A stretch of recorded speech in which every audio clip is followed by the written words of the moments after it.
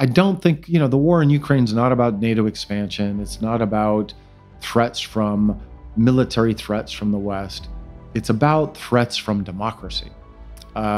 He's afraid of democratic expansion, not NATO expansion.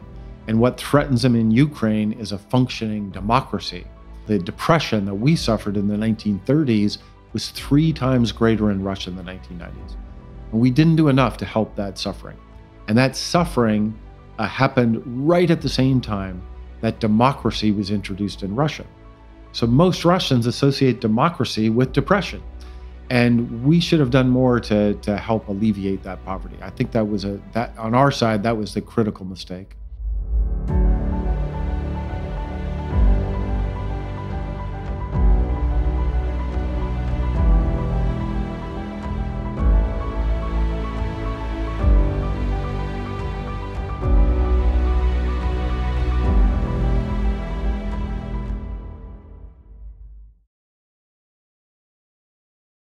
Hi friends and fellows, welcome to this special series of conversations involving personalities coming from a number of campuses, including Stanford University.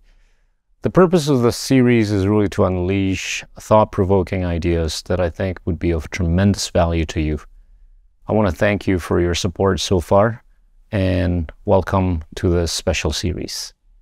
Hi, today we're with Mr. Professor Mike McFall, who is the director of the Freeman Spokely Institute at Stanford University. He's also professor of international studies at Stanford, and he's famously known as the former U.S. ambassador to Russia. Mike, thank you so much for your time.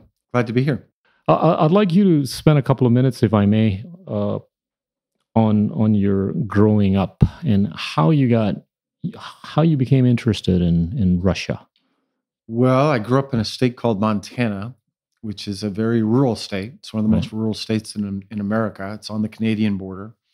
My father was a country western musician. My mom was a secretary, so it wasn't from family that I got interested. But my junior year in high school, I joined the debate team. And the topic that year was how to improve U.S. trade policy. And so my partner and I chose a case. This is 1979-80, so I'm very old. So this is still the Soviet Union, and our case was to expand trade to the Soviet Union.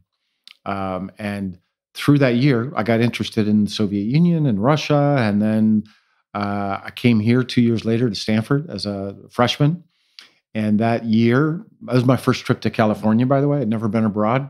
But I started first year Russian, and I took a class called Poli-Sci 35, Political Science 35, How Nations Deal with Each Other. And it was at that moment, Ronald Reagan had now been elected president. There were lots of tensions between Moscow and Washington at the time. And I had heard and read about what the Soviet Union was, but I wanted to see it for myself. Right. I didn't trust what I read, and I wanted to test the proposition that I had as a kid back then. And then I had it for most of my career until recently with respect to Russia, which is that if we could just talk to each other and get to know each other, we might be able to reduce tensions and most certainly avoid worst case scenarios like war. And so in the summer of 1983, I took my first trip abroad. Most Stanford students, they go to France or England or Italy. I went to the Soviet Union, which back then was called the Evil Empire. And it was basically from those set of experiences that I've been involved one way or another with Russia ever since. You wrote a book entitled From Cold War to Hot Peace. With everything that would have transpired until today, what you've seen, I mean, you're one of the few experts on the Soviet Union and Russia. Anything that you would have wanted to revise onto the book? Well, the book's a tragedy, right? Yeah. Because I went to the Soviet Union as a kid. Then there was an opening, and I was there for that opening. I was there for the democratization process inside the Soviet Union. And I think that's important to remember because a lot of my students here at Stanford, because it's so long ago, they've forgotten it. Yeah. But there was a very hopeful time first with Gorbachev, then with Yeltsin. I lived in Moscow in 1990-91. Right. That's the year the Soviet Union collapsed. And there were hundreds of thousands of people on the streets who wanted democracy, and they wanted to be part of Europe. And they just wanted to live in a normal, boring, democratic country. That's what they wanted. And there was that opportunity. Right. And in the book, I explain why we missed that opportunity. And I go through some mistakes that we in the West made. I go through mistakes that the Russians made, and particularly Vladimir Putin, Right. who was an accidental president. Yep. Circumstances. Actually, they have to do with Southeast Asia. There was if you remember, in 1998, there was a financial crisis that started in your part of the world. It spread to Russia. Right. And when it got to Russia, it collapsed the economy. That meant the government that was in power in 1998 had to resign because Russia was still a democracy. And the person that everybody thought was going to be president had to resign. His name was Boris Nemtsov. Yeah. Instead, it's a very complicated history, but Putin took over first as prime minister, then acting president, then was elected president. And as a result of those tumultuous 2 years, pushed Russia in this more autocratic direction, and then basically in a more confrontational relationship with democracies in the world, Europe and the United States.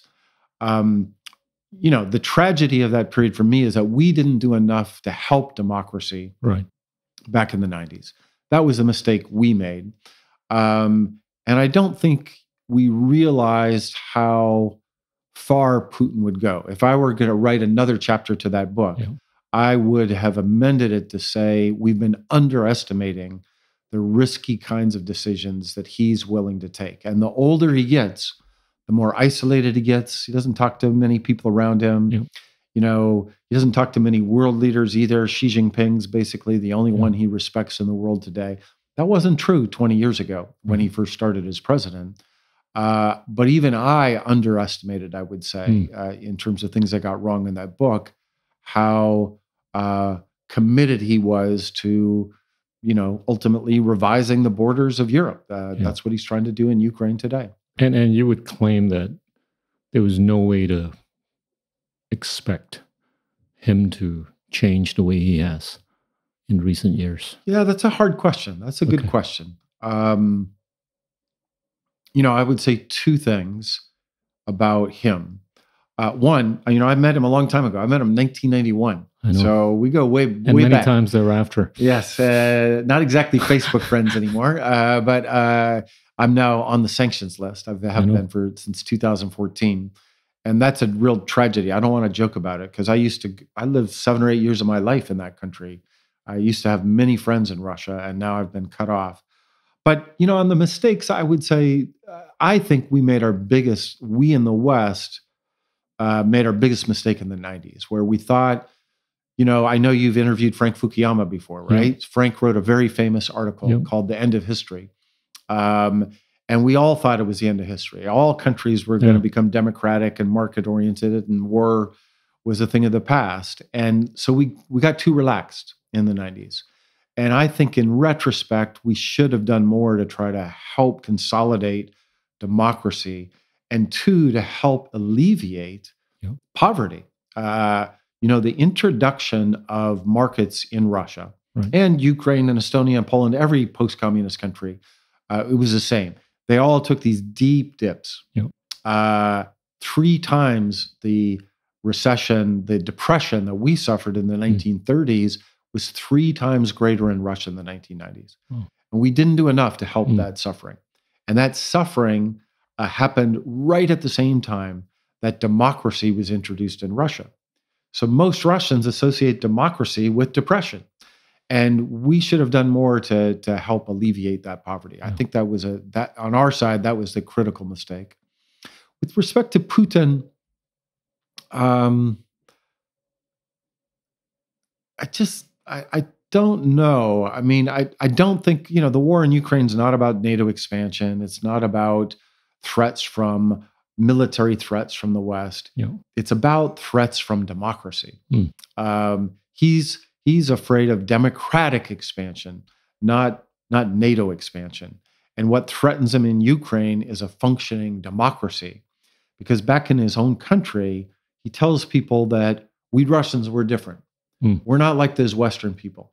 I've heard him say it many times personally. I remember vividly he explained this to then Vice President Biden, who's now President Biden. Right. And it was a meeting we were in 2011. He said, you guys make a mistake. You look at us, and he went like this. He said, you see same color, and you think we think like us, but we don't. We think differently, right? He wanted to say we're not part of the West. We're not part of this democratic liberal world you're in. But if Ukrainians, who he says are just like Russians, they're just Russians with accents. That's what he says, right? Yeah. If they can practice democracy, well, that undermines his argument back home, right? So that's the part that's threatening to him. And I just, I can't think of a scenario under which we could have done something different that would make him think differently about Ukraine. You've explained a couple of times in the past the three reasons or main reasons as to why Putin would have invaded, right? Great power politics, NATO expansion, and domestic politics of Russia. Explain those. Yeah. So in my world, both academia but foreign policy world, I still have lots of friends in the Biden administration. Those are the three big arguments, right? So let's walk through them. Great power politics. That when I teach here at Stanford, I start my lecture with a 6-minute video. Yeah. And it's a video of 1,000 years of history in Europe. And what does it show? It's in 6 minutes, by the way. It goes really fast.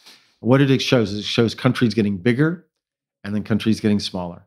Countries invading their neighbors, annexing them, and losing territory. Right. Sometimes, through the course of that history, whole countries disappeared. So Poland's on the map for a while, and then Poland disappears and then pops back up later, right? And that's just to show my students that, for thousands of years, powers have been invading each other and annexing territory. And that's part of the explanation here. Right. Soviet Union collapsed. Russia was very weak. But then 30 years later, Russia obtained more military capability and had the ability to the capacity to invade its neighbors again, like Russia had done many times before. So power is part of the explanation, but I don't think it's the whole explanation for a couple of reasons. One, I can think of some great powers that are next to weaker neighbors that don't invade their neighbors. So I grew up on the Canadian border, right? The United States is way more powerful than Canada. Yeah.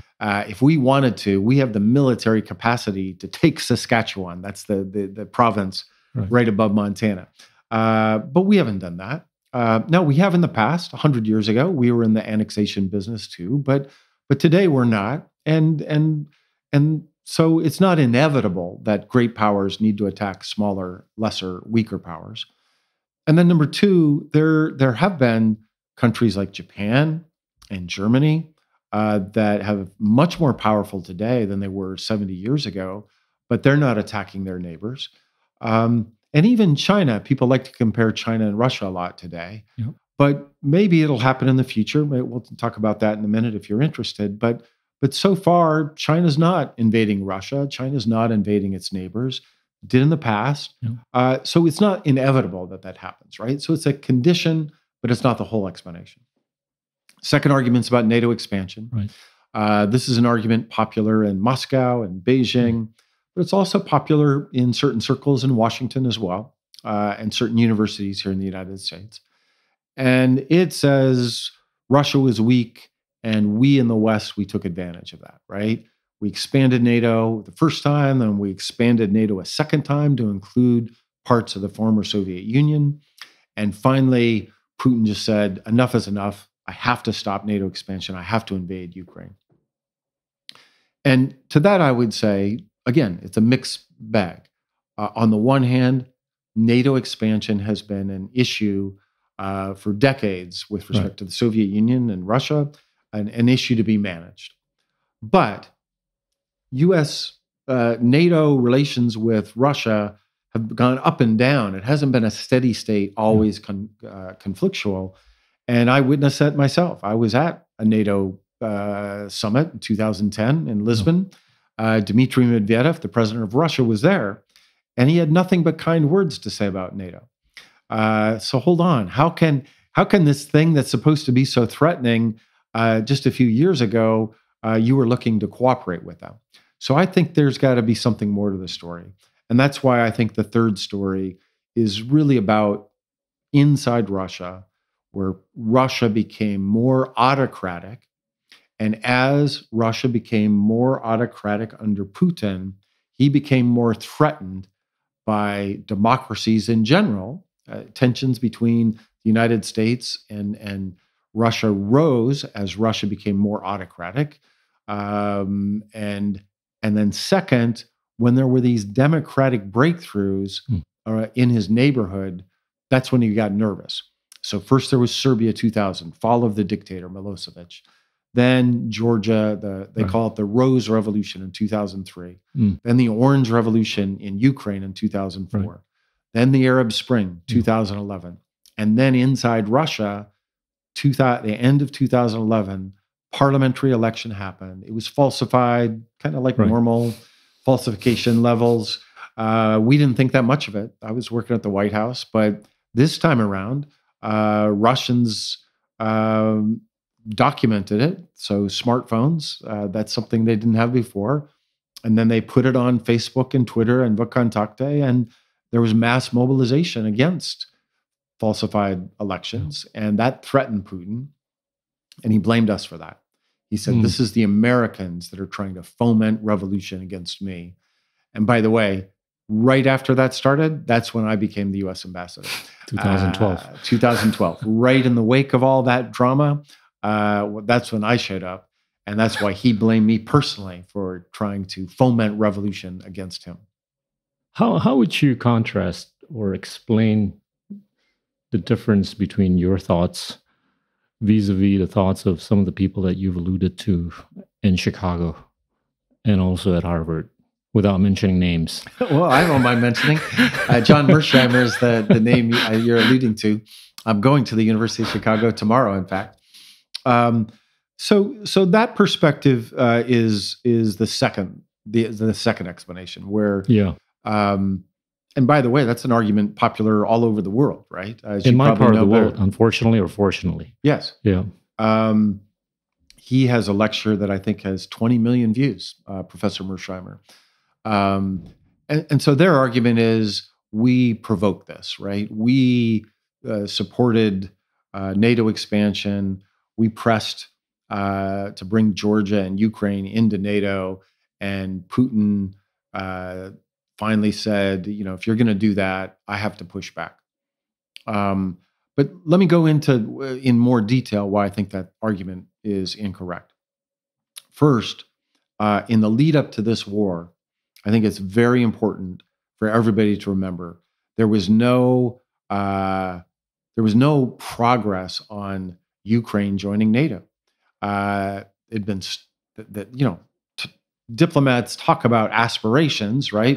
Right. Ask the people in Turkey about nice words about aspirational stuff with regards to the European Union. I think they're on their 5th decade of joining the European Union.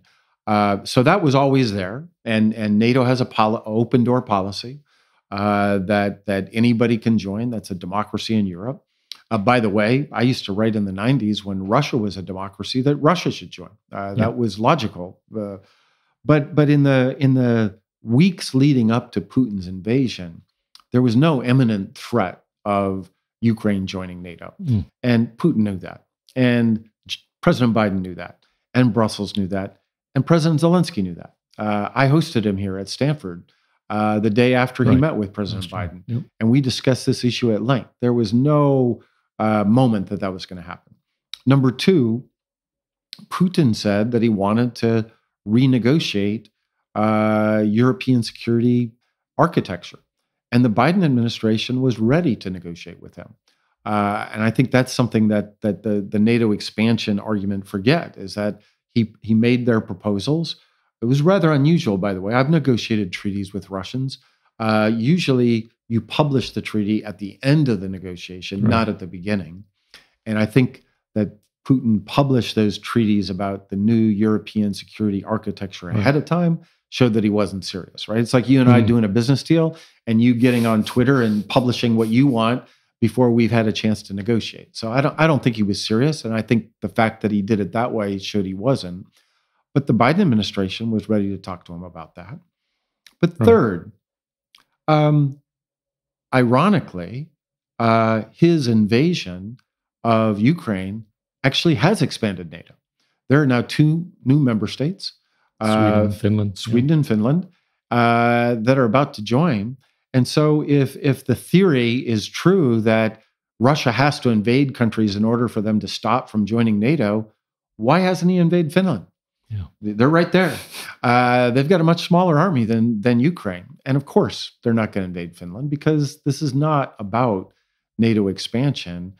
It's about imperialism. I think that's what in my frustration in talking to friends of mine that used to be colonies of empires, that's the framework that I think is the right way to understand this.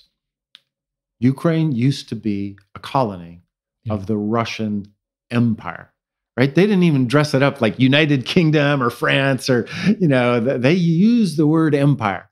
They were a colony. Then they got their freedom for a little bit. And then the Soviet Union took over. And the Soviet Empire brought them all back in through force. There was no voting. It was, the Bolsheviks came and through force compelled them to join the Soviet Union again. And then they got their independence again. 1991, Soviet Union collapsed. Right. And all 15 republics became independent countries. And for 30 years, Ukraine was independent. And now Putin has reinvaded.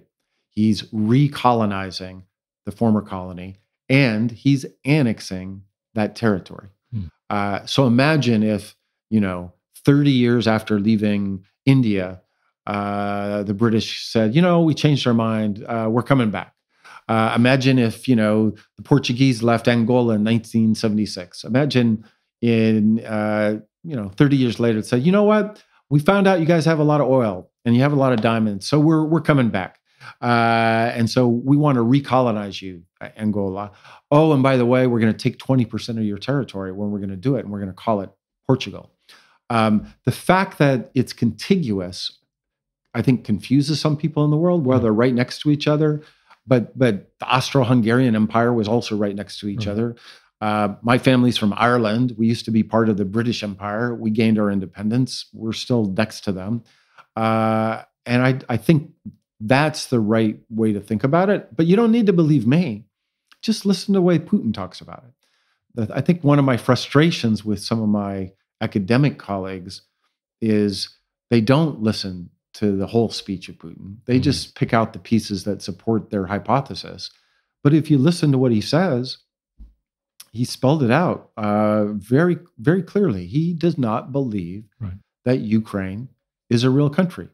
He says, partly from the West, but he also blames Lenin, by the way. He also blames the Bolsheviks, that they artificially divided the Slavic nation, the one nation that should be united.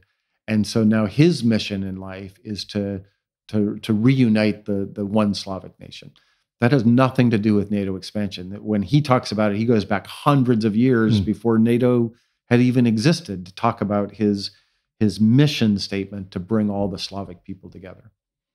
So the Chicago argument in that there needs to be a buffer state is somewhat misplaced, because he could have used that same argument for Finland, correct, Sweden, and any neighboring state that needs to be a buffer state, right? Okay. Well, and let's dig into that a little bit more. First of all, the concept of buffer states is one that comes from the 19th century, right? Yeah. Spheres of influence. If the United States of America ever wanted to attack Russia, we can attack Russia in 5 minutes. We don't need to march our armies through buffer states, right? So that's an antiquated idea that tragically, we live in a world of ICBMs and SLBMs, submarine-launched weapons, and cruise missiles, that the concept of buffer states just doesn't make any sense anymore. But number two, it's a very important point that I'm glad you reminded me of. NATO has never attacked the Soviet Union. Yeah. NATO has never attacked Russia, and NATO will never attack Russia, at least because these are democracies that are beholden to their societies, and that would be crazy. We don't have any national security reason to launch a war against Russia. That's suicidal. Yeah. They have nuclear weapons. That would be crazy for us to do that. And so, I think of it this way. We just recently bought a new house, and we have a new security system for our house, and we turn it on to protect our house. And my neighbors are not threatened by that security system unless they want to break into my house. That's NATO. So as long as you're not attacking a NATO country, it's not going to bother you. It's only when you want or have plans to attack a NATO country that you might be bothered by the NATO alliance. Yeah. And the other thing I would say is, Putin has his military friends and allies. He has something called the CSTO. Right. Why don't we ever talk about that? Like why, Belarus borders countries that are part of NATO. Well, if we're all going to have buffer states, well, then you gotta create buffer states for NATO countries as well. And when you start to dig into it, you just realize how antiquated those kinds of ways of thinking about security are. Okay, I just think it's important to clarify that. Yes, I do too. Thanks point for some of our friends in Southeast Asia. Yeah, and you tweeted earlier today in that citing an opposition, to the invasion of Iraq by the U.S. It's not an argument to defend the invasion of Ukraine by Putin. Explain that. Well, first, let me say I was not a supporter of that war. Yeah, and I joined a presidential campaign in 2006, and the candidate's main foreign policy message at the time was he was against the war and he was going to end the war. His name was Barack Obama, Senator Obama. He later became president, and he did end that war. He kept his promise. And I, many a times, I worked with him in the White House. I traveled around the world with him. And I remember him saying, the American people voted for me to end this war, and we're going to end the war. Because some of our generals weren't so keen on ending that war, if you remember that history. Having said that, I also think it's a false equivalency between the war in Iraq and the war in Ukraine. We invaded, the United States invaded Iraq on a false claim about weapons of mass destruction. And I think that was wrong. And that was a tragic war that need not have fought, in my view. But it was not a war of a democracy, of a dictatorship invading a democracy. It was not a war of imperialism. There's no, we're not there. It's not Iraq is not a colony of the United States. And most different, we didn't annex territory of Iraq. That's how it's different. In fact, to me, the parallel war is the first Iraqi war, wherein Saddam Hussein invaded Kuwait, tried to annex Kuwait, and the Western world repelled him to preserve what are not American norms, but they're norms embedded in the United Nations Charter, which is about sovereignty and decolonization. So I think the wars are different fundamentally. Right. But even if you disagree with me, right? Let's say, America, what about? Well, what about Iraq? What aboutism, right? What about, because when I was ambassador, well before the war in Ukraine, I was asked this all the time about that war. And so let's say you think you want to compare them. Well, if you think the war in Iraq was wrong, and now you're saying, well, then this war has to be wrong too, right? You can't invoke the war in Iraq as being wrong as an excuse for Putin to invade Ukraine. Right. The logical thing is, my mom taught me 2 wrongs don't make a right, Michael. You can't. You said that in a tweet. Yeah. So you've got to. If one is wrong, the other one has to be wrong too. So I want to be clear. I don't think they're it's a false equivalency. But even if I accepted that, then you've got to, if you think one war is a war of imperialism, then how can the other war not be a war of imperialism? You know, I come from a country that's supposedly the third largest democracy in the world. And you know, in the last few years, we've seen how democracies seem to be struggling. Yes. With their failings. And they're not uniquely within the developing economy space. They're quite pervasively all across. How important do you think, you know, the resolution in Ukraine is for purposes of making democracy right? That's a great question. I think it's really important. I don't want to exaggerate it. Right. And I don't want to pretend to know the politics of your country or Southeast Asia or other places. Generally. So I'm generalizing. But the way I look at it is in the following terms. There was this horrific event called World War II. How did it start? It started with an unprovoked invasion, followed by annexation. Well, there was some annexation before the war, and then other annexation by two countries, by the way. People don't forget the Soviet Union also invaded Finland and Right. annexed the Baltic states. And more people died in that war than I think any other war in history, right?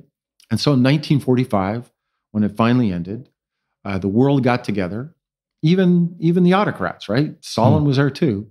And we decided we're going to try to set up some basic rules about sovereignty, territorial integrity, and later decolonization. You know, if you look at those are the big. There are many other principles there. I'm going to get to democracy in a minute, Right. but I wanted to start with them first because if we let that break down, and we just allow big countries to invade whenever they want, and no respect for territorial integrity and sovereignty, then the world becomes anarchic and Hobbesian, and everybody loses, as far as I'm concerned.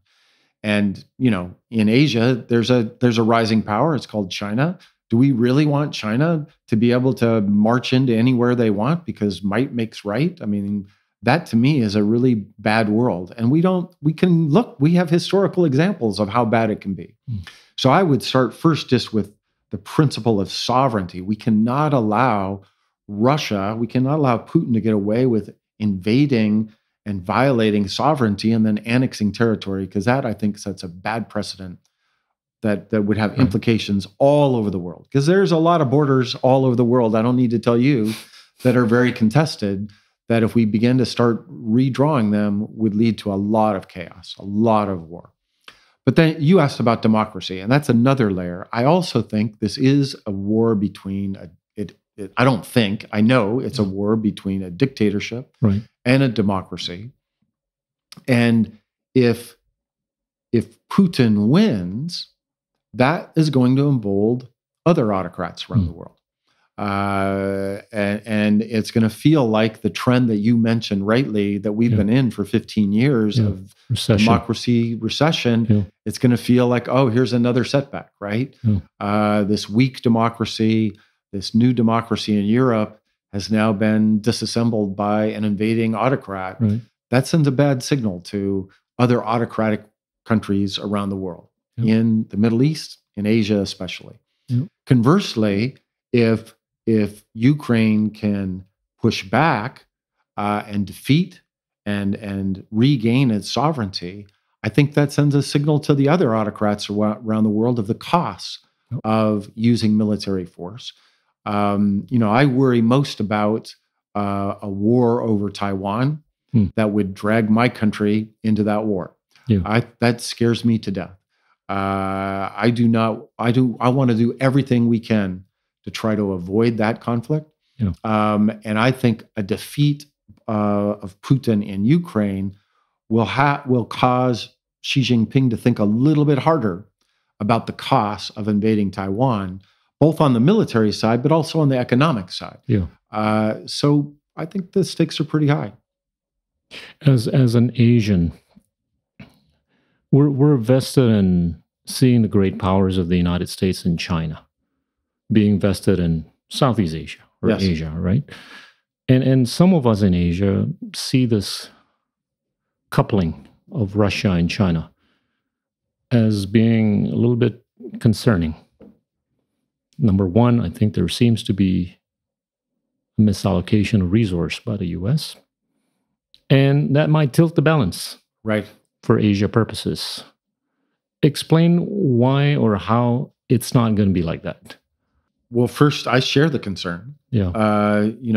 Russia and China today are probably closer than they've ever been in their Right. long, long histories that both countries have. China's got a lot longer, but Russia has 1,000-year history or hundreds of years history. It's contested, whether when Russia really started, and that's a contest with Ukrainians right now. Right. But let's leave that ancient history aside.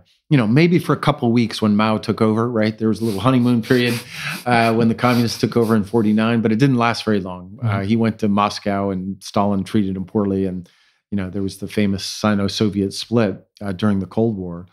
But they're close. It is close today. Putin and Xi Jinping have a close personal relationship. They've met 40 times. They just met this week because they in both countries feel like they're threatened by Right. the United States and our allies.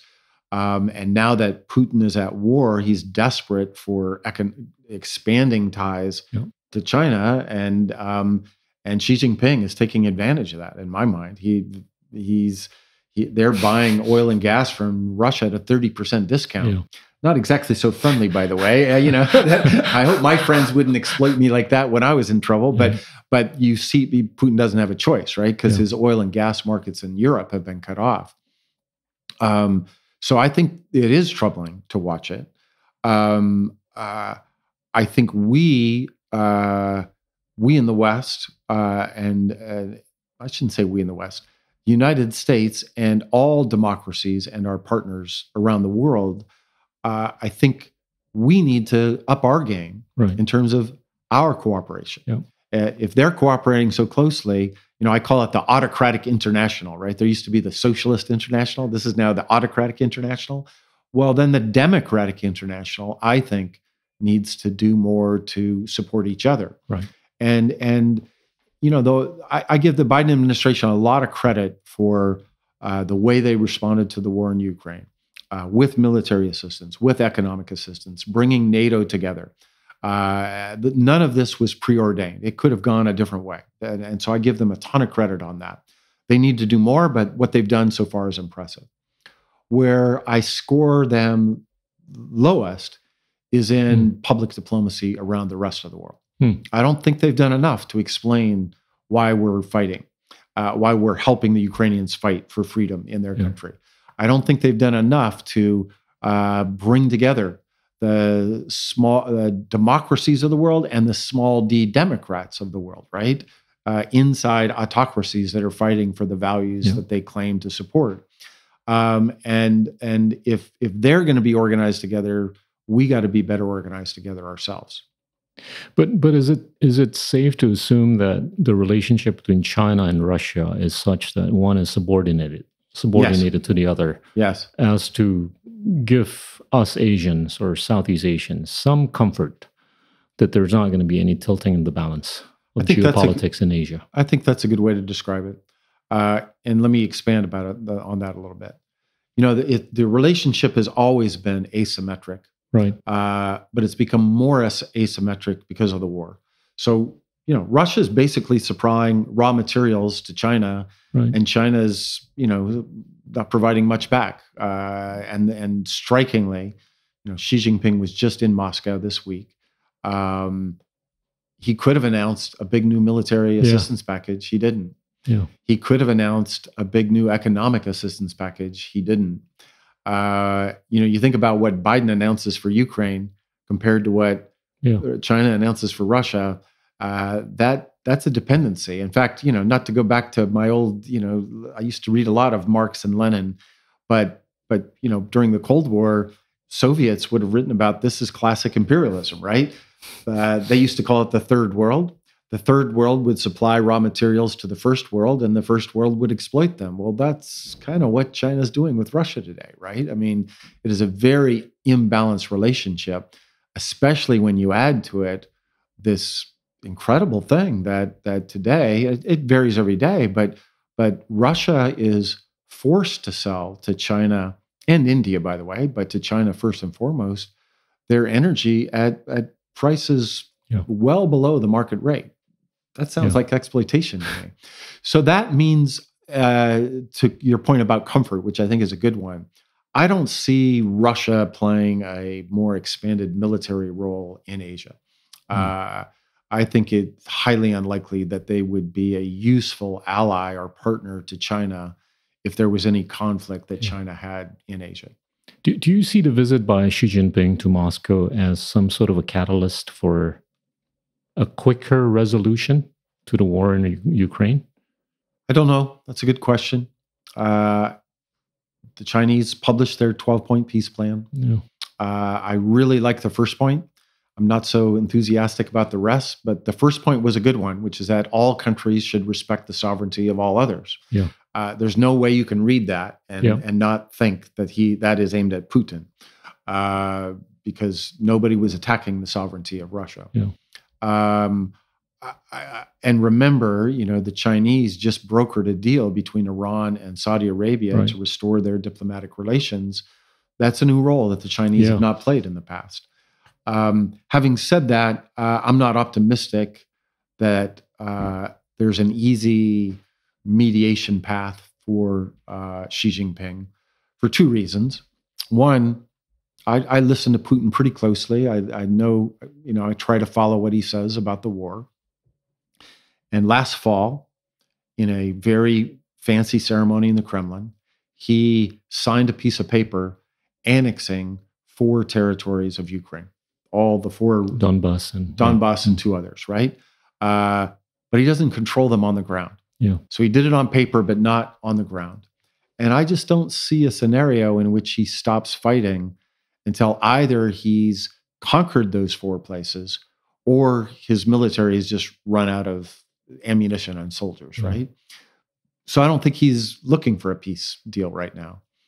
And when I look at what President Zelensky in Kiev says he wants to liberate all of his territory. Yeah. So I don't see where the overlap is in terms of those two positions. What could change that would be,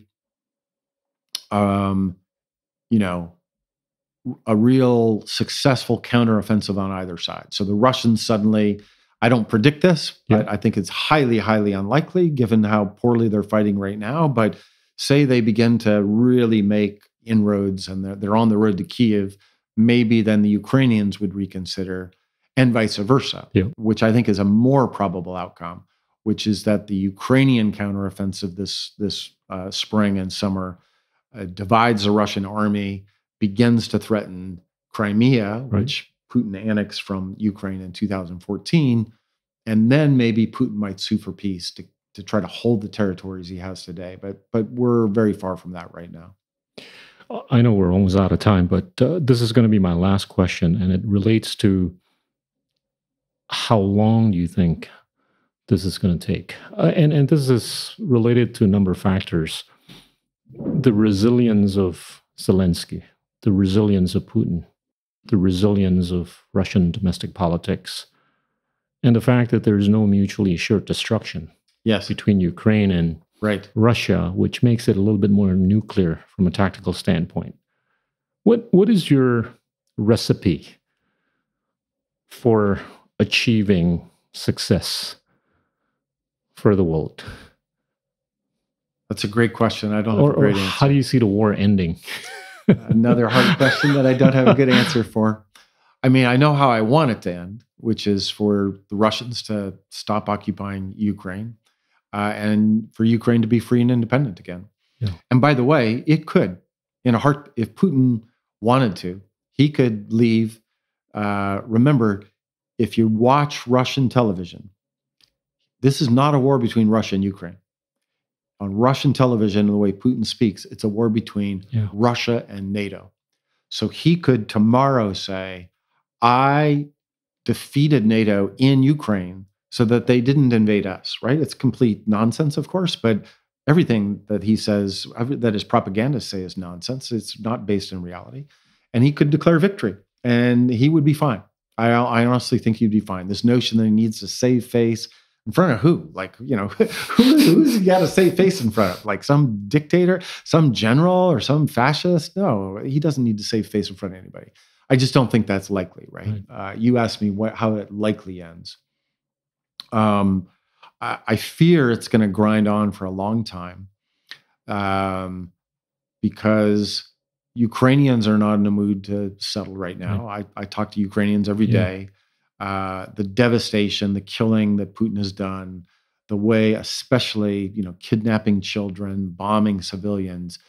As a result of that has just put the Ukrainians in a frame of mind that they're going to fight to the end. And even if Putin, God forbid, could march his army into Kiev, they'll just continue a guerrilla fight against. They're not going to capitulate ever. I just don't see capitulation on their side. And I don't see yet a scenario where Putin is ready to compromise. So tragically, I think it grinds on with one big wild card, and that's us. That's the United States. And those that are supporting Ukraine militarily, that could change because we are a democracy. Right. We're going to have a big debate about this war in the run-up to our presidential election. There are already major candidates in the Republican Party. Mr. Trump being the loudest, but Mr. DeSantis, the governor of Florida, also, who are questioning whether we should be supportive. And if that changes in the next, 18 months or so, that might compel some kind of negotiated settlement that Ukraine might not like, but might have to support. But that's in the future. I think the drama, I think there's going to be a lot of drama in the next 6 months. I think there's going to be a lot of drama on the battlefield. We have grossly underestimated the Ukrainian military many times before, including at the beginning of the war, where our intelligence community and I think the rest of Europe thought that Putin would be in downtown Kiev within a matter of days, and we were wrong about that. We were then wrong about the counteroffensives last fall, where the Ukrainians proved to be much more adept at liberating territory than we thought. So I think we should wait and see what they plan to do in the coming months. The last bit on your assessment with respect to the possibility of tactical nuclear engagement. I avoided that question. Answering that question. I'm guessing just like everybody else is, nobody knows whether Putin will use nuclear weapons or not. And when I read people that say definitively he will do it if this happens, I want to ask them, well, how do you know? Did Volodya, Vladimir Putin, call you up and tell you? I interact with my government fairly often. They have better intelligence than I do that they can't share with me, but I get the sense they're guessing too. So I want to be humble about predicting the future. I think it's a low probability event, very low probability event, for the simple fact that Putin, if he's rational, and I do think he is, I don't think he's crazy, has to calculate the cost benefit of using a nuclear weapon. And there's very little military utility. He uses a nuclear weapon, and then what? He thinks the Ukrainians are going to stop fighting? This is not Japan in 1945. That's the mistake I think some people think. Oh, then they're going to quit. They won't. They're going to fight with more ferocity. I think they'll try to take the war to Russia if that happened. Number two, would Xi Jinping support that? No. Would anybody support that in the world? No. So Putin, right now, he's got his buddy Xi Jinping coming to Moscow and giving him a pat on the back. He's got a lot of the rest of the world sitting on the sidelines. I think that changes if he uses a nuclear weapon. And three, I don't even think he can count on his own generals. He's got to worry about, will they follow that kind of order?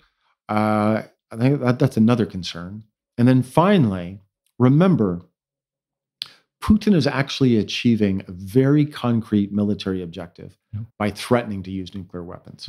He is deterring principally the United States, but other countries as well, from giving more offensive capabilities to the Ukrainian army. We're not giving jets. We're not giving ATACMS, these long-range missile systems, right? These are the weapons that if Ukraine had them, they could use to attack Russia and to attack Crimea. If Putin uses a nuclear weapon, then we're no longer constrained.